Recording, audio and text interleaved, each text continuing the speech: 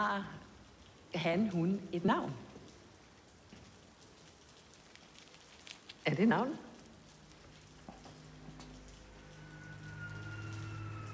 Vørmer?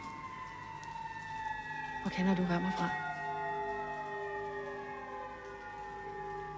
Ved du hvad, jeg var faktisk på vej hjem. Jeg tror, vi skal tale sammen en anden gang. Den kan ikke lide den. Hej, du må ringe til Martin Borg. Jeg er desværre travlt, så kan ikke komme til telefonen, men læg en besked, og så ringer jeg tilbage til dig senere. Hej Martin, det er Lotte. Der er lige sket noget.